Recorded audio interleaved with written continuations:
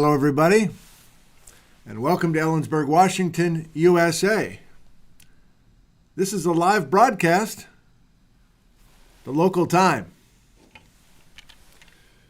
is 11:48 a.m., and today's date is Wednesday, October 23rd, 2024. I hope everything's going well with you, wherever you are. It's been quite a while since we've done a live stream from my office. Looks like we're 5x5. Thanks, fellas. I'm a little rusty trying to get this stuff going here in the office. I had to find a second monitor, and I couldn't find a cord for a while, and I've got some slightly different things behind me, but I'll save that until we start at the top of the hour. Come on.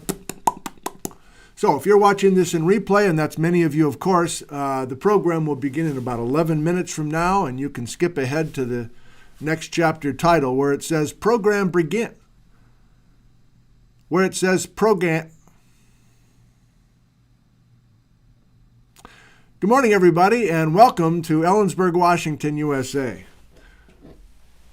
Here's to you for joining us live. Where are you viewing from today? Come on, man. Got a bunch of stuff to lay on you this morning.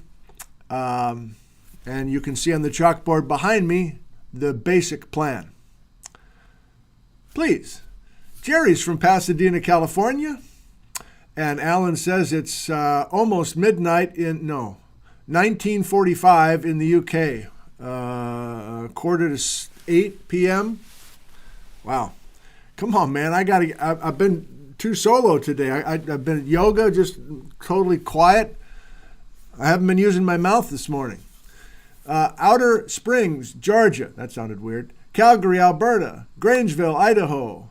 Tucson, Arizona. Los Angeles, California. Vancouver, Washington. Menlo, Washington. Marysville, Washington. Friday Harbor, Washington. Ebeluk, Denmark.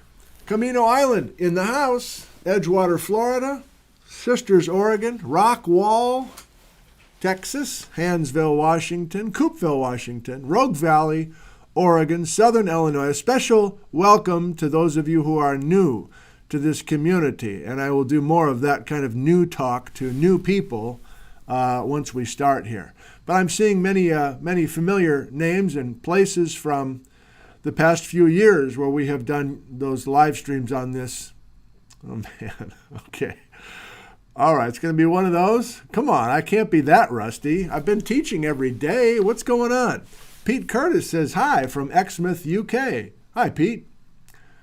Lauren Gelderland, the Netherlands. Hello, Garrett. Belleville, Ohio. Am I yelling? Buck is in Cedar City, Utah. You're on the chalkboard, Buck. Boiling Springs, Pennsylvania. Ian is in Mount St. Helens at the Science and Learning Center. Hi, Ian. I just emailed, can't remember her name, starts with an A, this morning, about potentially finding a weekend next summer. Webb Lake, Wisconsin. Seattle, West Seattle. Eindhoven, the Netherlands. Waikele, Hawaii. That's Adventure Simbrata, everybody. What up, homie? What up, snarky user? Good afternoon, Professor from Parma. Hello, Eric. Massachusetts. I don't know why I smashed my iPhone with my fist. Not a good move. This episode brought to you by LL Bean. You've got to love it. It was Alyssa. It is Alyssa, Ian. Thank you. Yes, I'm working with Denise from the Bronze chapter and so on. I'll let that email speak to itself, but I'm hoping we can work something out. Chelmsford, England. A little town in the Santa Cruz Mountains. That's Papageno. I need to wet my whistle here. And do I need to think about anything else here before we start? I'm going to take a little walk and maybe keep these pre-show things a little bit tighter than they have been in the past. But who knows? I don't know. It's nice to say hi to so many of you. We have more than 150. Yeah, we're out of practice. Many are unaware that we're doing this today, I am sure. And so there are reasons we're doing this now, which I will explain in less than 7 minutes. Las Vegas, Nevada, not New Mexico. Hello, says Cat Brits. Marlborough, Massachusetts, Dayton, Ohio, Springfield, Oregon. Looking for a few more exotic locations just for fun, just for shits and giggles. Chelan, Washington. Jeffrey's on the road in Northern California. He's heading to Zion National Park. Gene is in Northwoods, Wisco. That's Wisconsin. Yeah, Rachel, we have a live show. That's exactly what we have going here. And why not? I'll do it right now. If you are brand new to this whole thing, and I think many of you are stumbling into this world with the YouTube channel in the last few months, are you aware of the most basic aspects of a live broadcast? They're called live streams. I have found that many people don't know what a live stream is. They know what YouTube is, but they're confused about if I say I'm doing a live stream. They're like, oh, a podcast? I'm like, well, not really. But so anyway, this is going out in the moment with approaching 200 people. And if you're very unfamiliar with this scene, there is something on the right margin that's called the live chat. And if you don't see a bunch of names and words scrolling by like I'm reading right now, you can make an adjustment right now. And people in the live chat can help you figure that out. But I think one of the benefits of watching a live broadcast, a live stream, is that you can see people's reaction, and you can not only read people's reaction, you can type into, using your keyboard, into the live chat as well. That's what these folks are doing. And when we get to some geology lessons that take a bit of concentration, I know that many people, and I'm sure you'll get a lot of comments here, many people just close the live chat window because it's too distracting, because people are talking about other things during the lecture and everything else, which is fine. I'm not going to police that.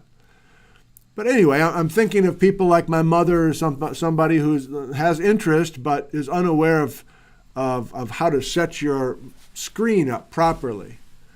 And even if you're watching this in replay, you may be aware that you can not only watch the replay of this show days or months or even years later, but you can replay the live chat, and you can see all this stuff going by on the right margin. So I'll leave it to you guys, to some of the veterans. If you're truly wanting to learn about that, that's one of the benefits of this live chat. People are very warm and welcoming and wanting to help. And typically we don't have BSers in this group who are saying all sorts of stuff that's wrong. So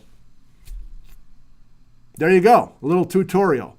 I'm going to take a walk. I'm down to one camera, which I think I'm just going to stick with one camera, although all of these decisions about what we're doing this winter are open to interpretation and reaction from you all. But let me give you a shout out the window, and thank you. I'm going to take a quick walk, and we'll start in just a few minutes. Thank you for joining us today, live, approaching 200 people here live with us. We'll start in a second. Hot mic. Hot mic.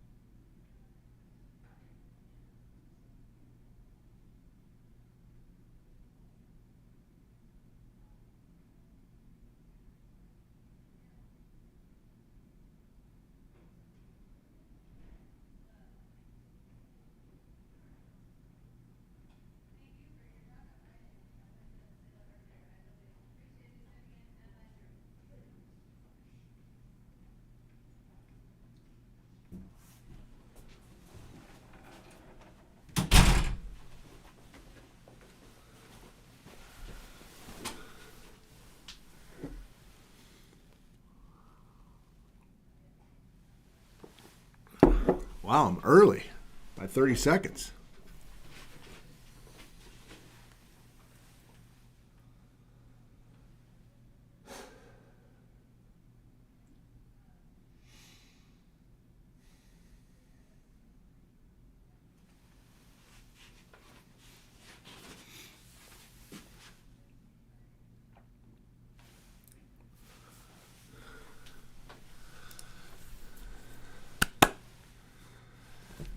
It's high noon. I hear that noon whistle.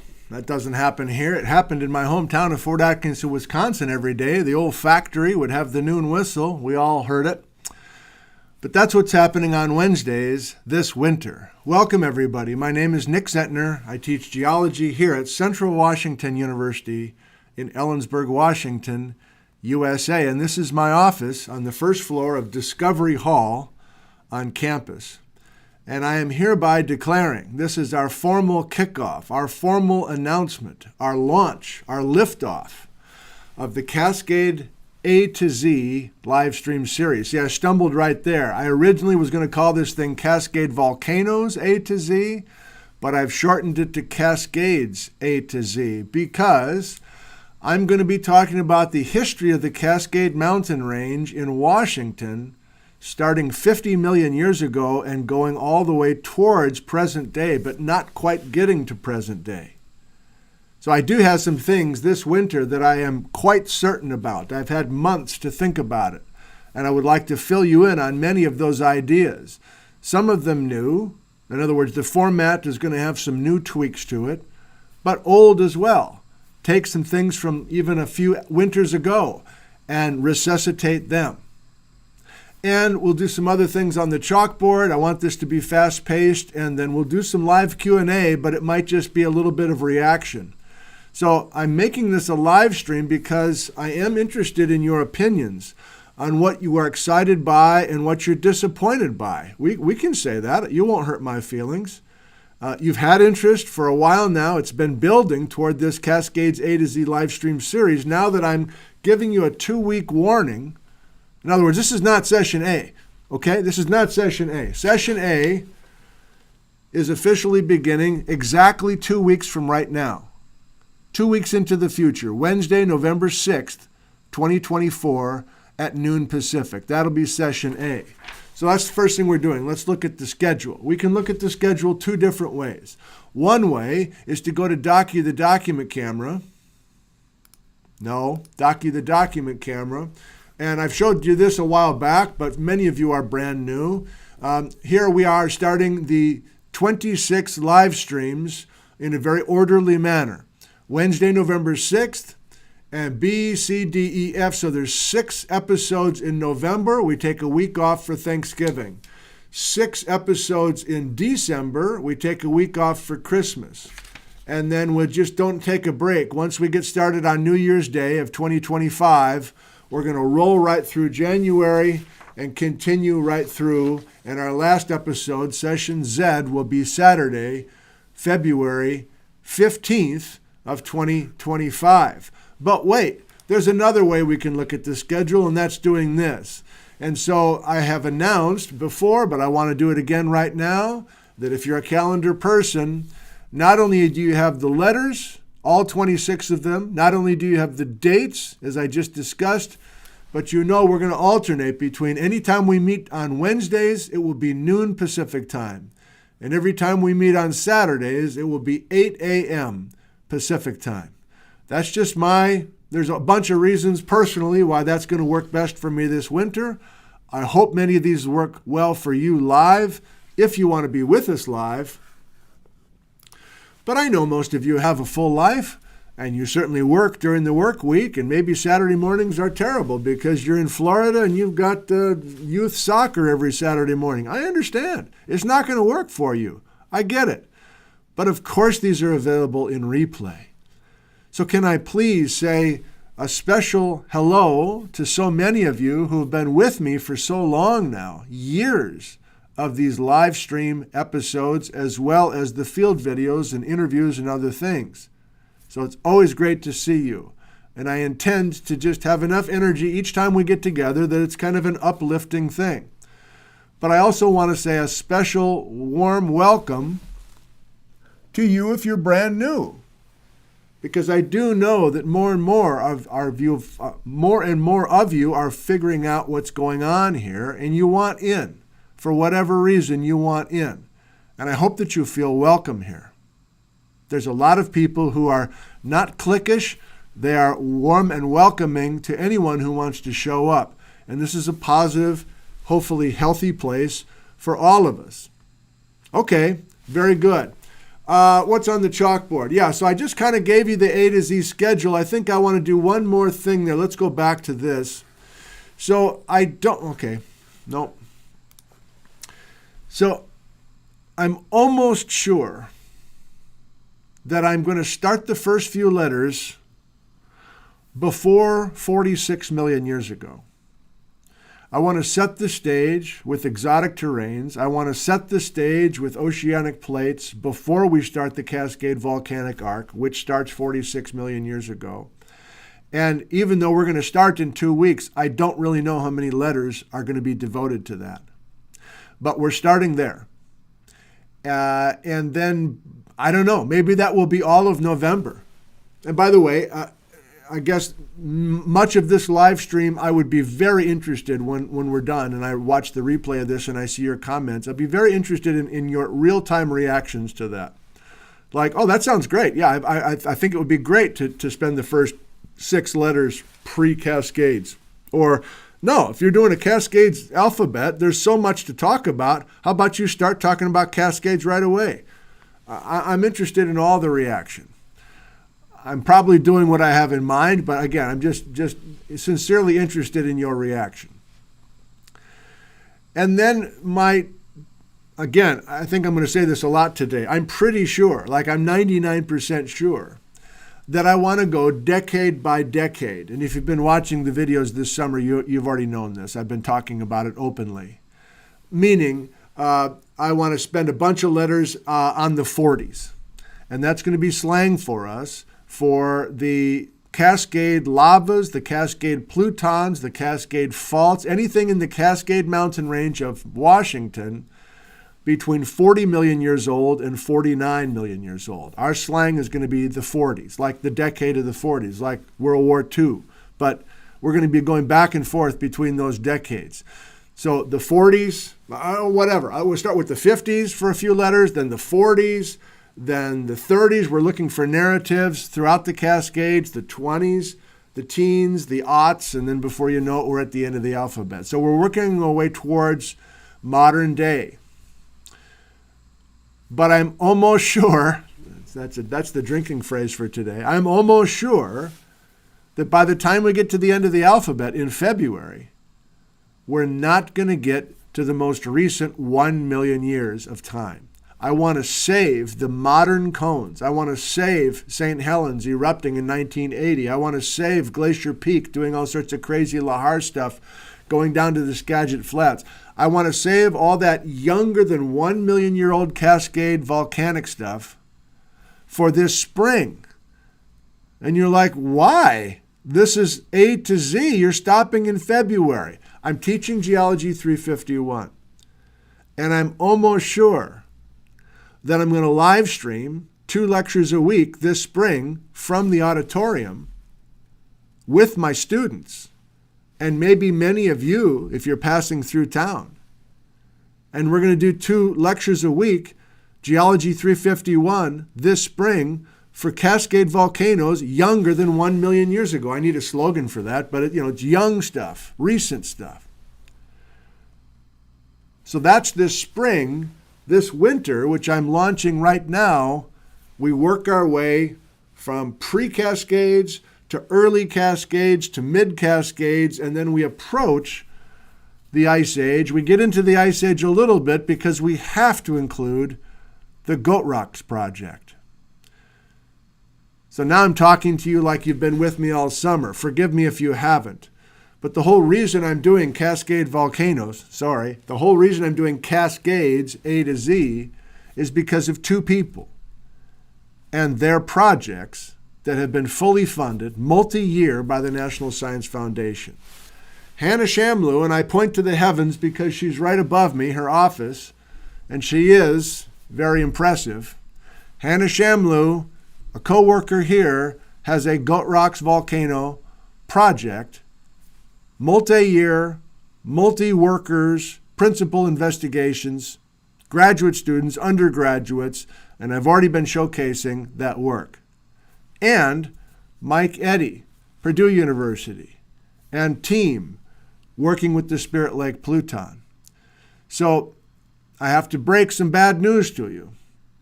If you've been feverishly waiting for this live stream series, that's good.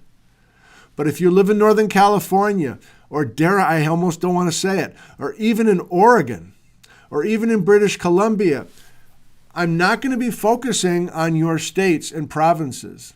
We might go there occasionally if we have a narrative built in the South Cascades of Washington, and then we want to branch out and find those narratives further south and north.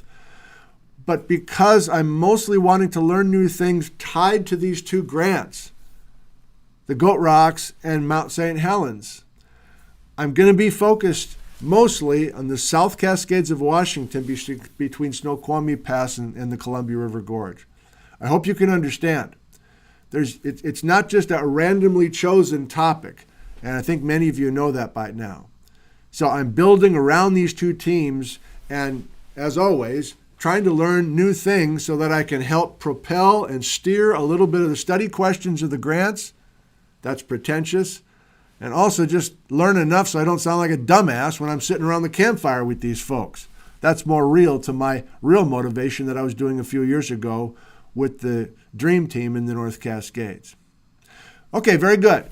So that's the schedule. One more time, we look at it. And yes, so I don't know. What is this? Is this going back 150 million years ago? And then by the time we get to Thanksgiving here in the States, we're up to 50 million years ago, possibly?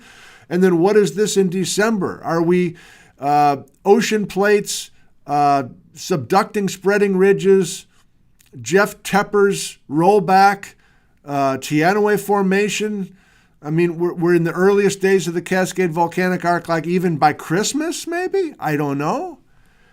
And then, just thinking out loud, maybe this is the 40s, the 30s, the roaring 20s, the teens, and then we get to the Goat Rocks down here. So both the Spirit Lake Pluton project and the Goat Rocks project will be January/February. And you're maybe new and you're like, wow, you don't even know what we're going to do? No, that's the beauty of it. I like doing these alphabets, and I purposely start with some rough plans, but I never know what's going to happen. And some things for sure are going to bubble up, maybe as soon as mid-November. And I'm like, whoa, I had no idea we had this document or this work or this narrative. Let's follow these leads that have come in. So what I just suggested for the 26 letters could be totally false. But that's the rough plan at the very start that I have in mind. Format-wise, this is ticky-tacky now. Format-wise, what's going to be old and what's going to be new? Let's start with the old. This chalkboard is the same chalkboard I was using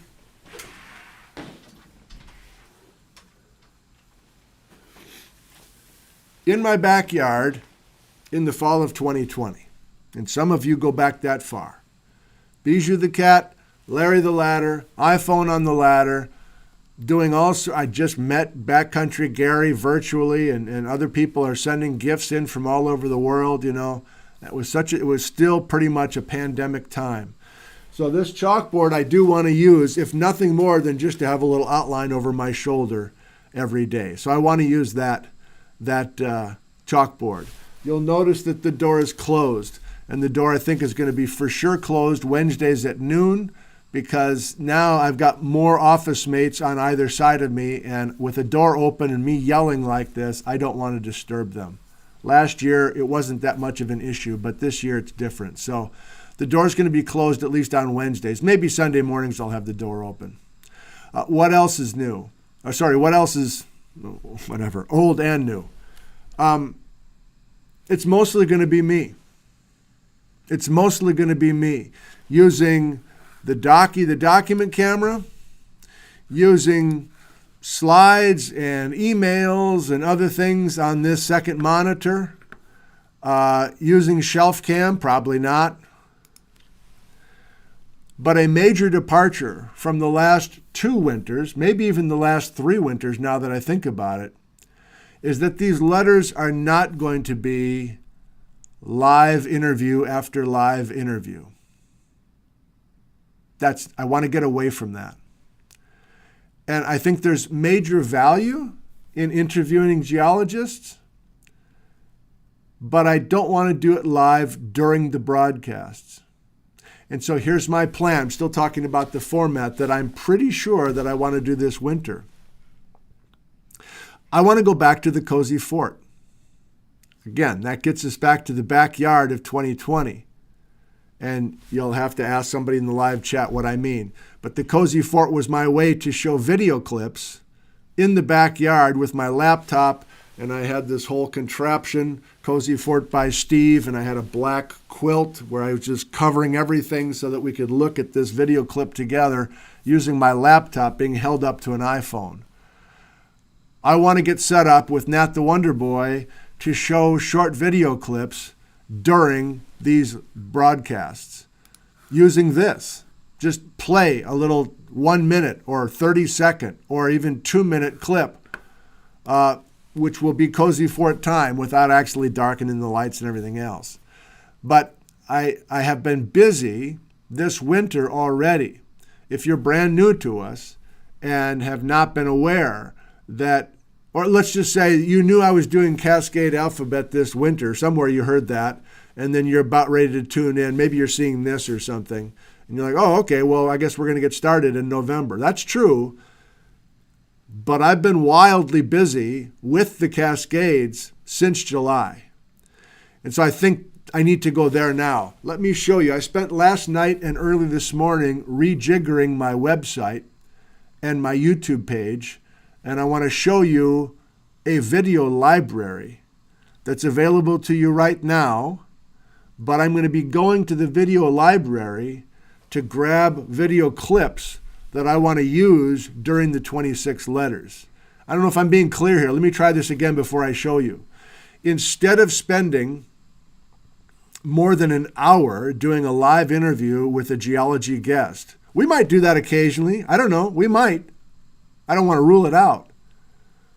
But for the last 3 alphabets, it's been a little bit of me at the beginning of every alphabet letter, and then we spend more than an hour listening to a presentation and a little bit of conversation between me and the geologist, Basil Tikoff or whomever, Robert Hildebrand, Aaron Donaghy, Jerome Lessman. Many of these people pop to mind. Maybe you have a bunch more names of just regular guests that you remember from those 3 past alphabets.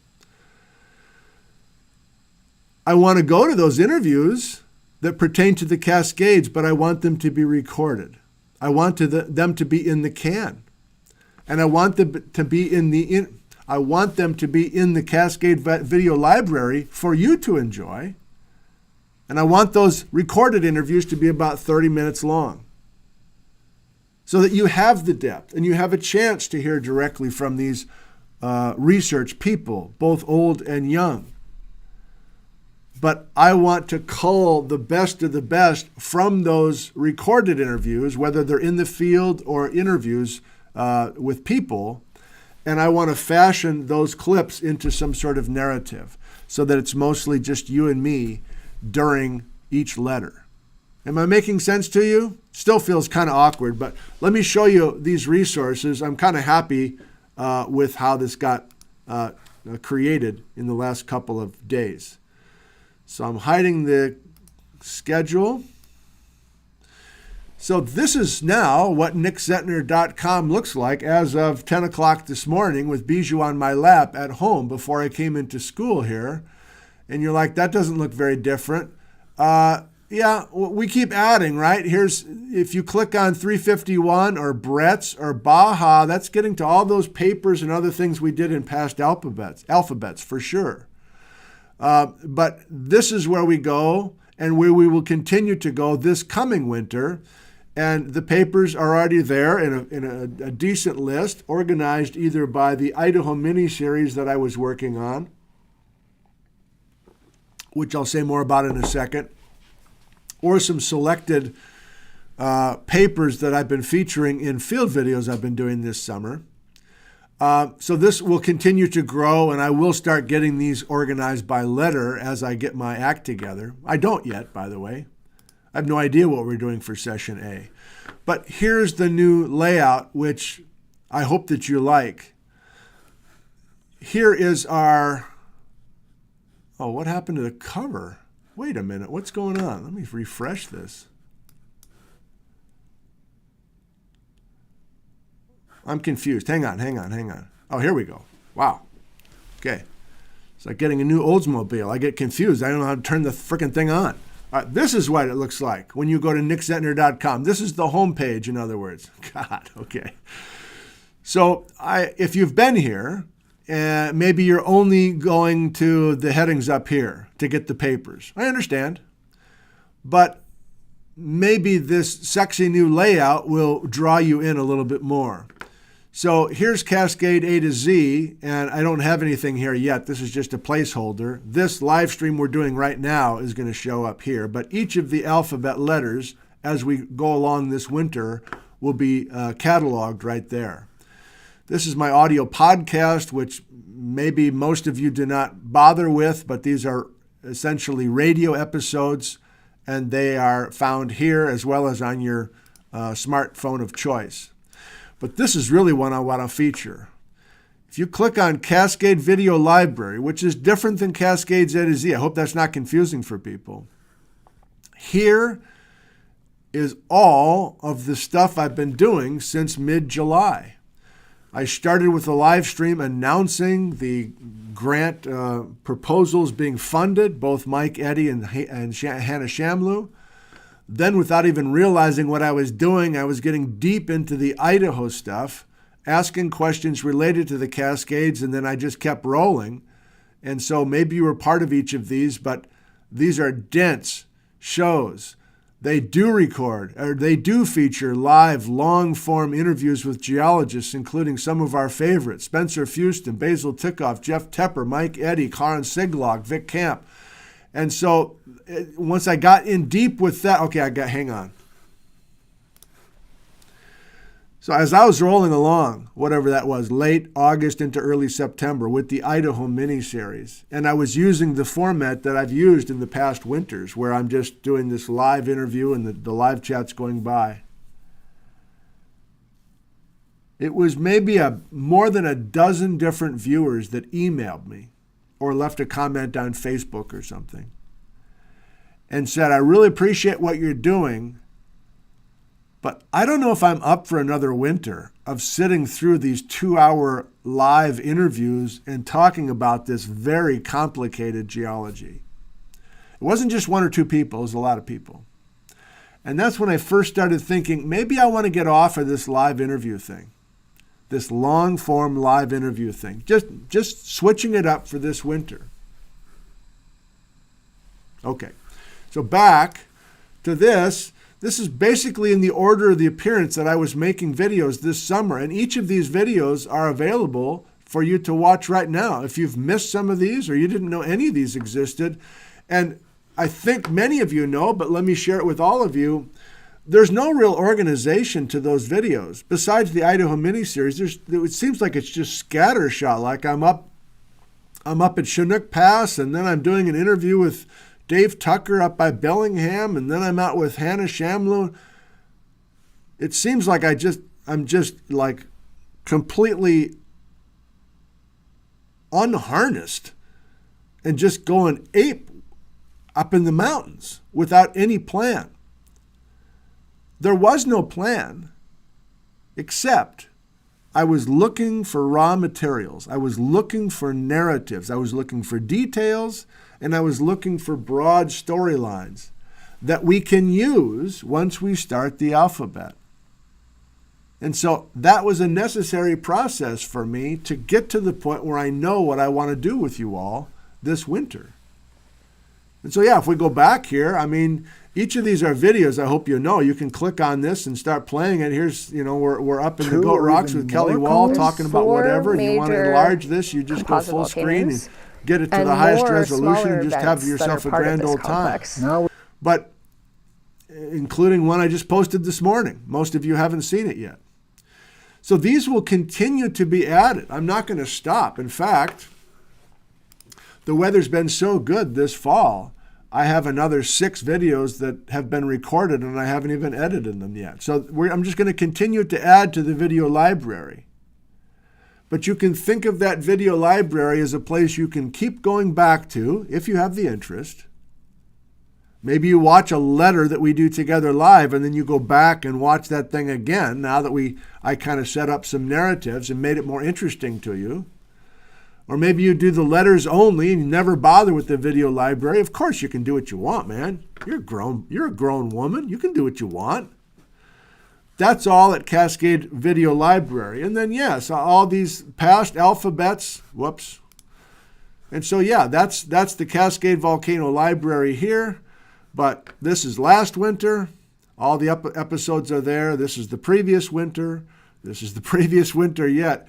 And again, all 3 of these were mostly long-form video interviews, live interviews. And I'm realizing that was necessary in the past 2 winters because we were working on a controversy. Baja, BC, yay or nay? Blue Spokane flood, yay or nay? But I don't think we have a yay or nay thing this winter. I don't think. But who knows? And then some older stuff that still exists here. Okay, good. So that's the new look to the website. I have a similar layout at my YouTube channel. I don't know how you have. I'll be interested in what you type. How do you find my videos? Are you confident that you watch every video, like you're aware of each video, like the one I posted this morning? What was it called? Spirit Lake Pluton. Do you get a notification each time I upload a video? Or do you have, like I do, a YouTube page where I just have my things that I subscribe to and I just have a feed? And every day I just always kind of scroll through that feed of my favorite musical artists, Ariana Grande and the USGS. I can read some of my subscriptions. Bill Simmons, sports, Back to the Egg, Paul McCartney, whatever. So that's how I keep up with certain creators that I follow. But how do you do it? I'd be curious. If you are motivated to the point where you want to make sure that you don't miss anything that I'm doing, this is maybe the way it looks on if you go to my YouTube channel, maybe this is what it looks like for your page as well. I'm not sure. Said that wrong. When you go to my YouTube page, does it look like this? It looks like this for me. So I have, here's that Cascade Volcano Library laid out in a different way, but it's the same videos that I just shared with you. And then I suppose at some point this winter, I'm going to flip-flop these around and have the Cascade A to Z at the top row and then the Cascade Video Library down below. And then, yeah, I think most of you know that we do these Friday noon talks. We're not having one this Friday, by the way.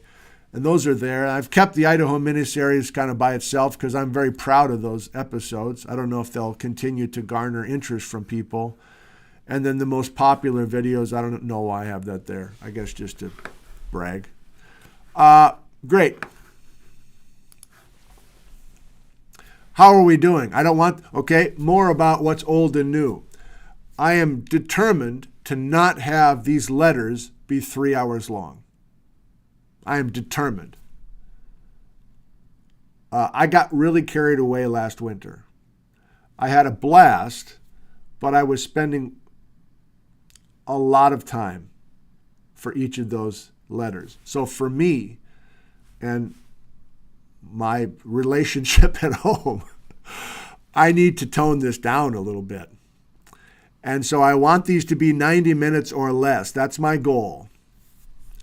And if I just tighten up the format, these letters don't have to be these marathons, and it doesn't mean that I need to spend 4 full days, morning, noon, and night, to get ready for these things. So I'm just wanting these to be a little bit lighter. And I think for many of you, not maybe not all of you, but for many of you, that's fine. You don't need 3.5-hour episodes. And I felt a certain level of obligation last winter because so many of you were coming through with all that Brett's material and Sharon and Glenn and everybody else pitching in so much. I just felt like I couldn't ignore all that. So that's new, that I'm going to try to keep these to an hour and a half. Okay, viewer involvement.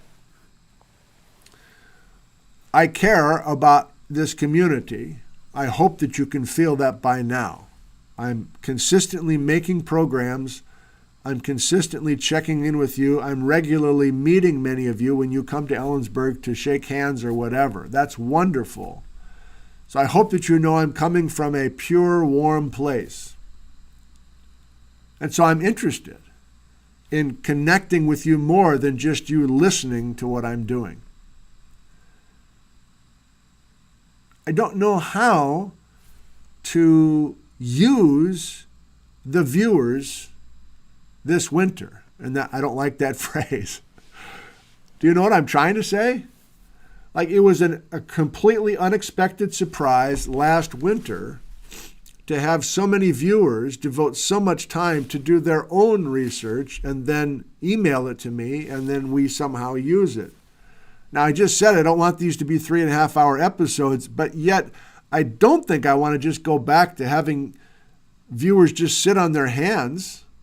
That's wrong too, but like, I don't want you to be passively part of this. But I can't quite think of some gimmick or some thread or something that I could use your research. Still don't like that phrase, but I hope that you're able to hear what I'm saying there.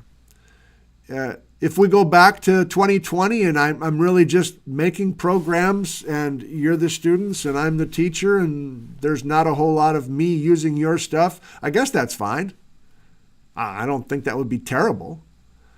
But, you know, I have been giving a number of keynote talks around the Pacific Northwest at conferences, and I have been talking about all the viewer engagement last year, and there's incredible reaction to those presentations, mostly because they're just like, I can't believe your viewers were that motivated to do that much. So I know you have a lot of interest, and I know many of you have time and talent and all of that. I just can't quite see how I can tap into that as easily this winter as I did last winter. Okay, I've got a few thank yous, cute little things to share with you that will be part of the backdrop this winter, and then we'll just open it up to live Q&A, I think, which is just basically you asking questions in uppercase, but maybe it would just jog my memory a little bit more of what I wanted to do here with this announcement video. What did I even call this? I didn't even really call it anything. I guess I just said A to Z starts November 6th, but I wanted to give a little bit of feeling for what I'm going to be trying new and old this coming winter, starting November 6th. Okay, to the thank yous. Yeah, okay, so there's a viewer named Buck Steele. Buck, are you with us? Buck, calling Buck. Buck Steele? Buck Steele. Steele. Buck Steele. So, Buck, I hope you're okay. I'm going to share an email that you sent to me. A couple of them, actually. I just want to read the red parts. Other nice stuff otherwise. Dear Nick, this was sent earlier this month. Would you please accept this small token of my esteem for you and the wonderful work that you do? The hammer was easy, but I wanted to offer it with a base that would itself be an eye-catching object. After lots of lesser ideas failed to impress, I reached out to the Southern Utah Rock Club.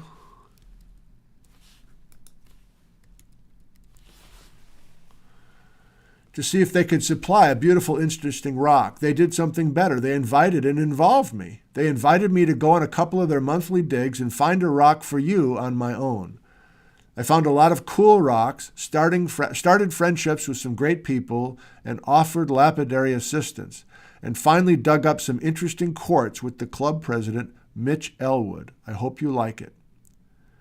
And then I thanked Buck for the beautiful gift, which I'm about to show you. And then Buck said, I had a great time hounding the rock, having my guys make the hammer and pin, doing the lapidary work, and sharing my newfound geological excitement. I thought the base might be interesting to you from any view angle and present a different look from each aspect. The pin interface was a bit tricky, but should likewise allow the hammer to be displayed in any orientation and independent of the selected base orientation. You can find the combination you like or change from time to time as desired. I'd recommend resisting the temptation to spin the hammer aggressively, pick up the stone by the hammer, or similar high-force actions. The hammer and interface pin would take it just fine, but that stone may not. I'm excited for Cascade Volcanoes. Buck. So Buck is the president of this organization, and there's his contact information if you guys are very motivated to contact Buck about maybe something similar for yourselves. Buck, thank you. Here's what Buck sent me.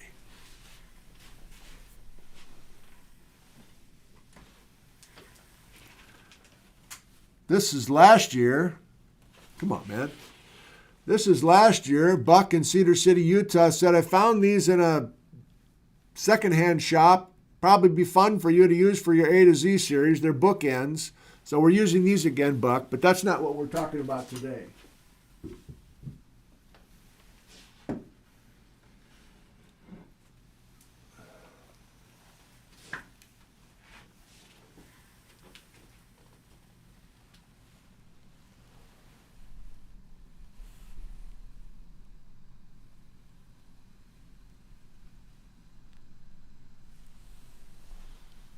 Okay, let me carefully take this apart.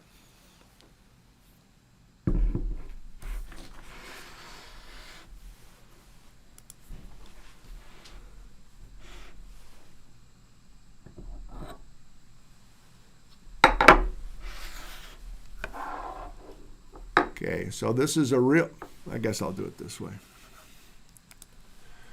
This is a real rock hammer. It's got the real heft.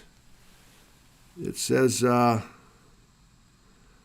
Geology Tools, Estwing. And Buck, you can add some commentary here. I guess you painted this black. And it said, God dang it.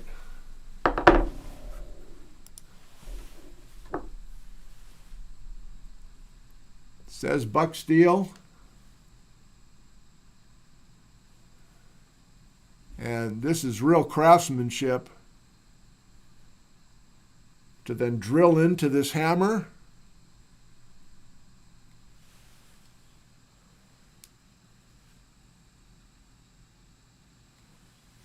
And then here is the stone piece that's got this pin on it. So Buck, I don't know, is this your whole business? Do you create rock art like this? Are you an artist? Are you, I didn't go to your website. I'm sorry. I haven't quite gotten the full story on you, but Buck says, Cerakote thin film ceramic like we use on our silencers. Okay.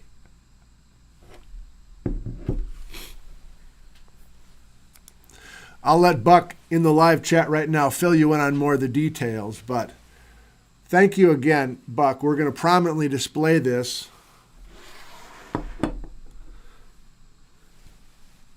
Come on, man.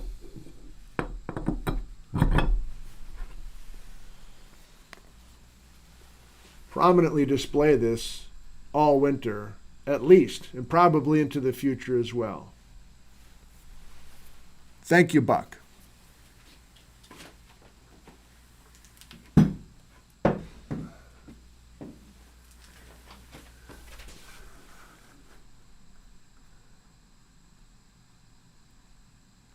Okay.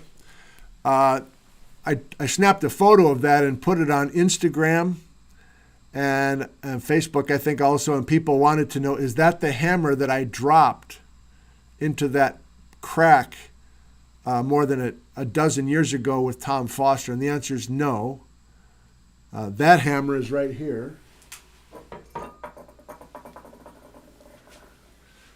So this is the hammer that was down that 50-foot crack that was down there between 2012 and 2021, I think, almost 10 years. And a viewer from New Mexico, from Albuquerque, came and found that crack and used a hammer and pulled this hammer that I dropped down the crack and got it back to me. And not to be outdone, this is back from the pandemic days when Cozy Fort by Steve also created this hammer as well into some serpentinite from Burlington Hill. So,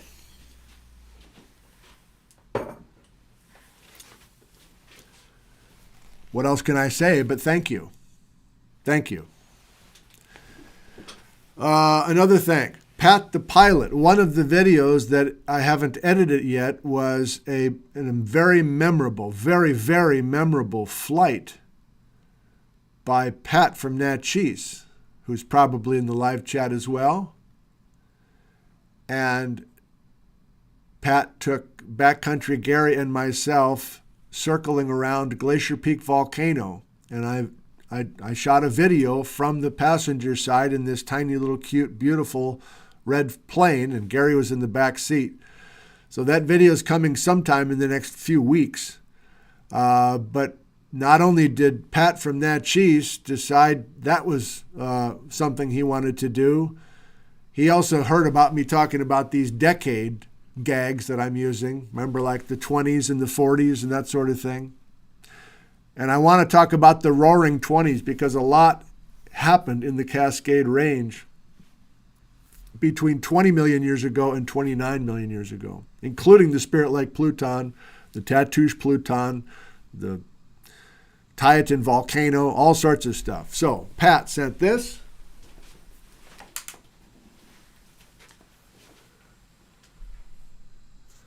From a secondhand store, I presume. And then Pat, I think during the flight, said, "Have you enjoyed that music yet? Have you listened to it?" I'm like, "I don't have a record player. I don't have the record player I had when I was a teenager back in the 1970s, Pat. How am I supposed to listen to that thing?" Well, of course, this arrived just the other day.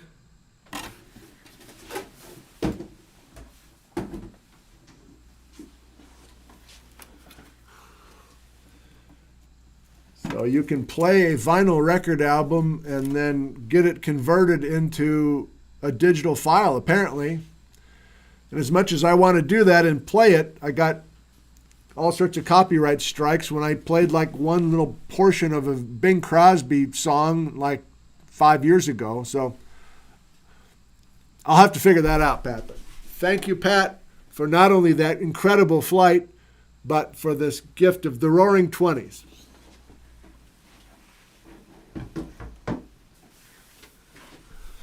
A couple more quick thanks, and then we're ready to come for your questions. I have announced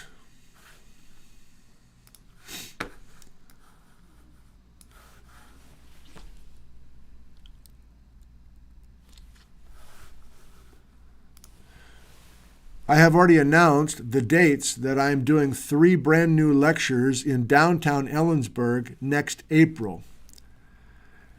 And those 3 lectures will be the best of what we discovered together this winter involving the Cascades. And so not only have I announced those dates, which is Thursday, April 3rd of next year, Friday the 4th, Saturday the 5th, 3 nights in a row, 7 p.m., at the Morgan Auditorium in downtown Ellensburg, Washington on First Avenue.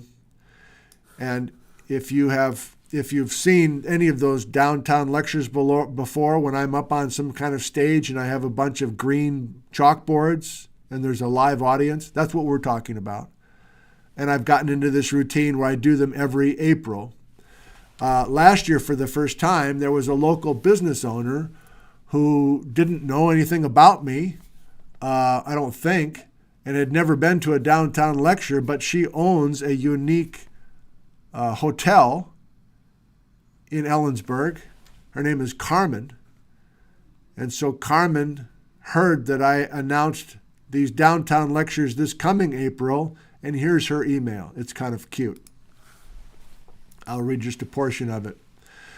Mr. Zentner, Icon Inn wants to thank you for sending us such... Oh, sorry, this is from last April, after her place was booked with people who came in from all over the place to come to those lectures. Last April. Icon Inn wants to thank you for sending us such fun, intelligent group of guests. Every single room at the inn was full, and we have decided that Zentnerds are the best. I couldn't have had a better group of guests if I had handpicked it myself. It was truly inspiring to be at the lectures in person. The way you integrate and present appeals to all sides of human curiosity. And so this year, last year she said, so I hope we can do this again, promo code ZentNerd. So I just heard from Carmen and she says, yep, for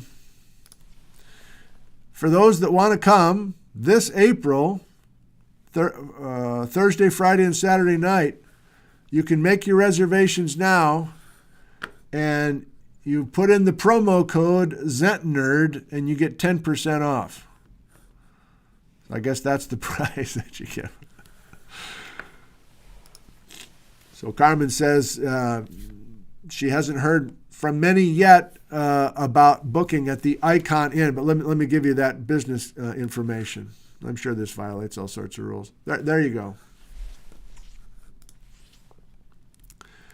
If you want to hang out with a bunch of fellow geology fans in April of 2025, Carmen's your gal to book a room using the promo code ZentNerd.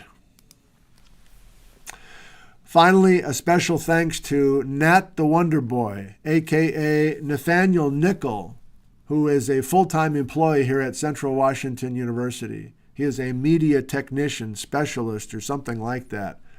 He is truly a wonder boy, and he continues to help me with this setup and with field videos as well as the live streams down the hall. So for those of you who have been with me since the pandemic days, you know how much more sophisticated and confident I am with technology. It's not because I learned it all myself. It's because I figured out that we had this kid, Nat, who's probably approaching 40 years old. But he has been a lifesaver, and he continues to get all sorts of gifts from me, mugs from Kirk and Philomath. He's got a whole collection in his office, and other ways that I've been able to thank Nat as he walks by our home in the evenings with his baby and his wife. Okay, it's approaching 1 o'clock local time. Can we do just a few questions and answers based on today's content? And then I'm truly going to disappear from any sort of live broadcast from my office until 2 weeks from today. There'll be a few more field videos coming, but otherwise I need to lay low for a number of reasons. I'll look for some uppercase. Anything you want to ask about the upcoming winter, or if you're not interested in asking anything, now that you kind of know my plan, are there some specific things that you would like me to dig into? Now that you know I'm kind of starting with the South Cascades and working my way away from the South Cascades when needed. Baba Yoshi, going to have an episode on how to identify minerals in igneous rocks to learn how to read the Cascade rocks. Thank you. I should. That's a good suggestion. I don't want to say this winter is going to be a lower level necessarily, because I don't want it to be Geology 101 for sure. I would get bored if we did that. But I take your point. I think if we're getting into the world of igneous petrology, I need to do more than 101 type stuff. In other words, I need to learn some details about mineralogy and igneous chemistry and things. And so, yes, in addition to the storylines and everything else, I should add some maybe 200 level petrology with this. Thank you for the suggestion. Anything on the Mount Adams earthquakes you can pass along? I don't know a thing. I've heard secondhand that there's a little bit of activity, but I guess I'll push it to the spring. I don't know how cavalier I want to be about doing that. Is that a mistake? If things naturally come up this winter that everybody wants to know about, and I say, I'll see you in the spring. It's too young. Maybe it's okay to do that. That's kind of what I want to do. But maybe that's a mistake, to take all this natural interest and then just ignore it this whole winter. Will I please delineate the North from the South Cascade? Sure, Snoqualmie Pass is the boundary, but I'll lay the groundwork very carefully on letter A. Thank you. How's the Columbia River Basin related to the Uinta Mountains? I don't see a connection there, Bob. I'll probably stay away from the Uintas in Utah. Sharon, will I cover any of the Eocene volcanism in the Wenatchee area? For sure. For sure, Sharon. There's a lot of prior programs and discussions that I think I can grab certain clips and then put them together. I'm very excited about doing that. Okay, that's a new way to say it, Sharon. Thank you. In addition to my usual thing, which I think is a strength, where I take this part of this paper and this part of this paper and this little thing in this map, and I put something together that makes sense for people of different backgrounds. I think that's a strength, if you're willing to allowing me to say this out loud. In addition to that, I think I've done enough stuff over the last 5 years in video form that I can just go back and grab things from those videos as well. And maybe I'll put, okay, all right, maybe I'll take any Cascade-related older video and put it in the video library.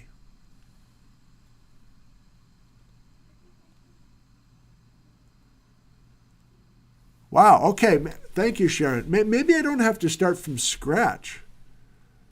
I've already tried to work out some of this stuff just by itself.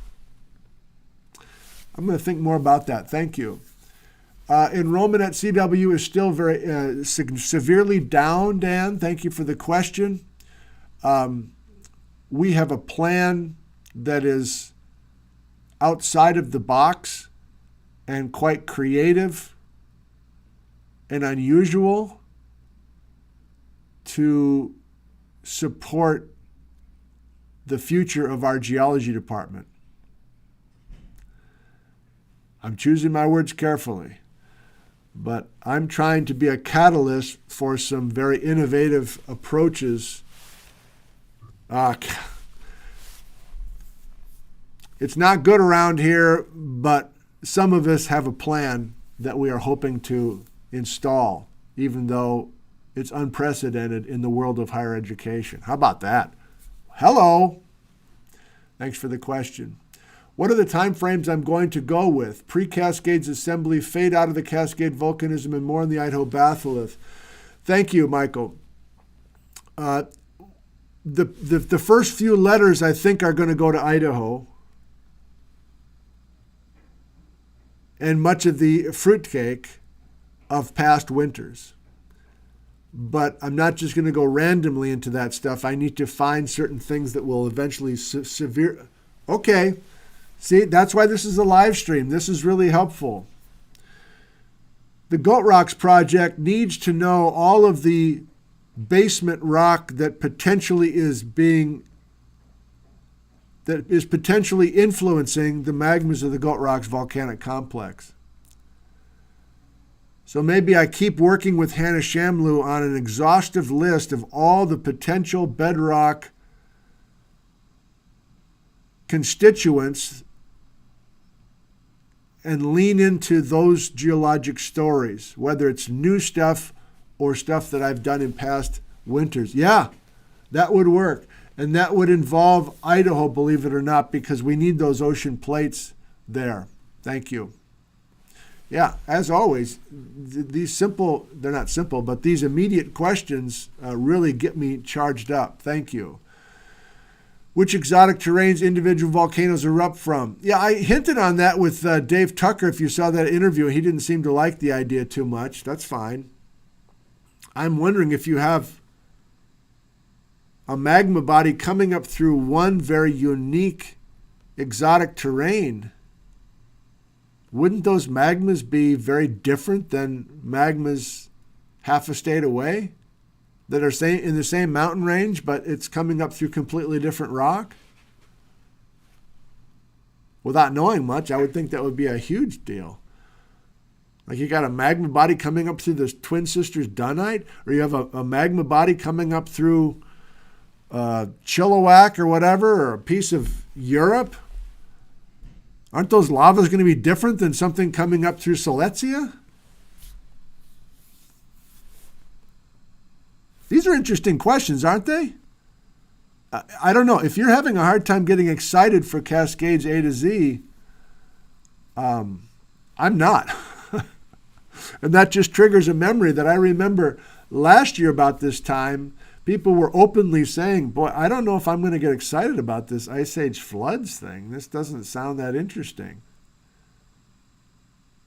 But we got in, I think by the end, most were agreeing that that was compelling stuff. Somebody's feeling a little too good about himself this morning. Ron, how far south am I planning to go? Probably the Columbia Gorge. I know that's a disappointing answer if you live south of the Columbia Gorge, but unless we need to, for a narrative purpose, I don't imagine going south of Washington. I'm open to your feedback for sure. We want to learn and we'll come, says Scott. Do plutons indicate a ghost volcano? Usually, yes. Will I be elaborating on the relationship between plutons and our Cascade volcanoes? Yes. Let me scroll back. We'll do a few more and we'll quit. How does the old Columbia River relate to the story? The old Columbia River. I mean, how old is the Columbia River? It's older than the flood basalts. We know that for sure. But was there a Columbia River? I guess you got to get into the Rocky Mountain uplift business if you really want to answer that question, don't you?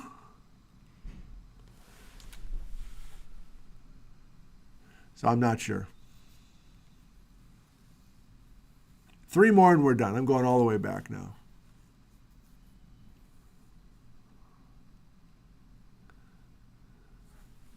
The grandson is doing well. Thank you.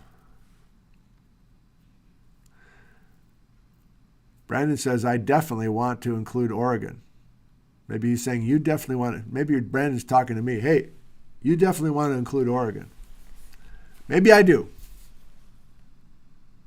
Maybe, okay. All right, Brandon. This is how we'll finish. If you go to the video library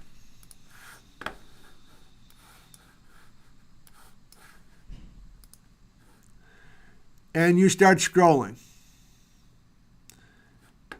and then you see that there's 1, 2, 3, 4, 5, 6, 7, 8, 9, 10.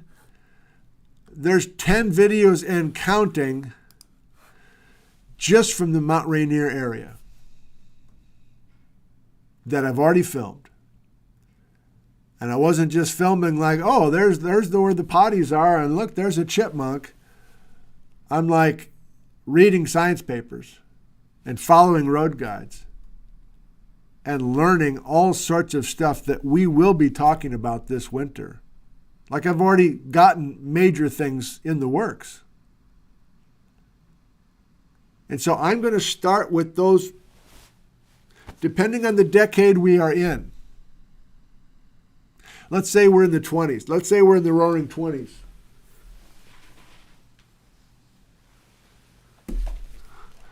Let's say we're in the roaring 20s, Pat. And I've got some narratives in Mount Rainier Park. And I really like the deposits, and I like the look of the colors. I like the faults and the folds and everything. I'm like, this is a major story in Mount Rainier National Park. You know what I'd want to do then, next, Brandon? I'd want to say, can I follow these rocks from the Roaring 20s outside of Mount Rainier Park, and can I follow them? How far north can I follow them? How far east into the Columbia Basin can I follow those Roaring 20 rocks? How far south? Oh, I can go down the Columbia River Gorge? That's what I can do, Brandon? Oh, what's that now? You're telling me that there's equivalent rocks in Central Oregon from the Roaring 20s? I don't know if that's true, by the way, but I'm making my point that that would be an example of me wanting to go all the way down to Susanville, California. If we could lock on to something that was really on display here and then follow it as far as I can follow it, even north into BC, I would love that. That would be a reason to leave southern Washington, to leave the South Cascades. And you're like, that's not good enough. I want 5 letters on Mount Shasta. I'm sorry, that's not going to happen. Almost for sure.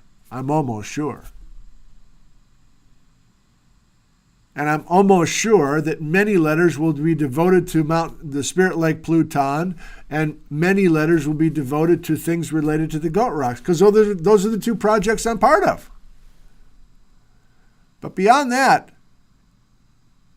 I am certainly open and enthusiastic to follow places far afield if they fit into some of the things that are emerging. And that's maybe the hallmark of all of these alphabets. This is how we will finish. I purposely am loose. I purposely am open.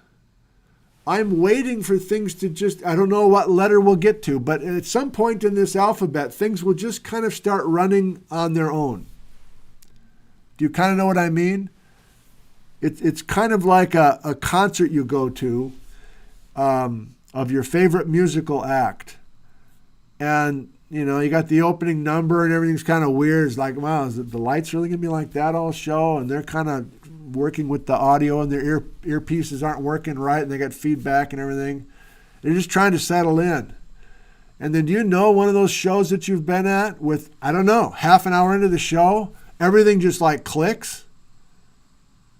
You can feel it. Everybody's just relaxing, and it's like, okay, this thing is on autopilot now. Everybody's riding these songs and this sound and the vibe in the room and the smell in the air or whatever.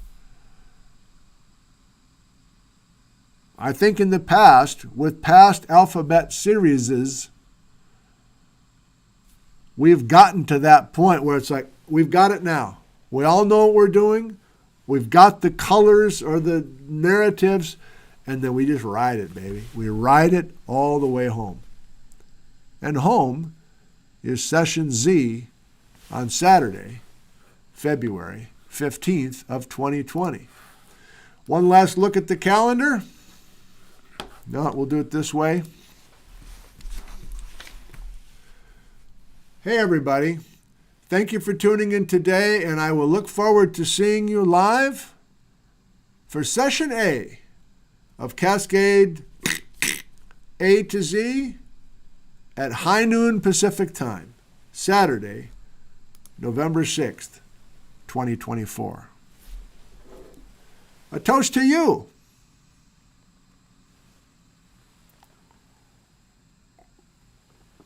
Here's to your health.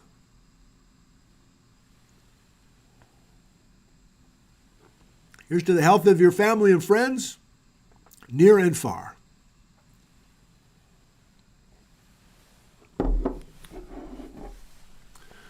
Looking forward to doing all 26 episodes with you this winter.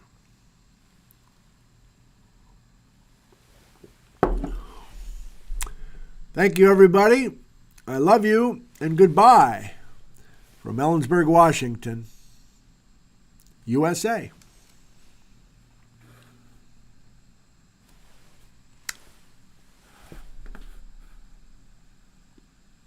End stream.